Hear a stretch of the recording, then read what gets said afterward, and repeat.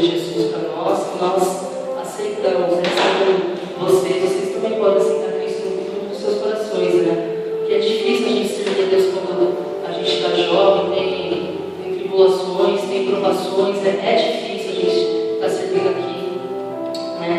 Não é fácil, mas graças a Deus eu estou aqui para dar esse testemunho, né?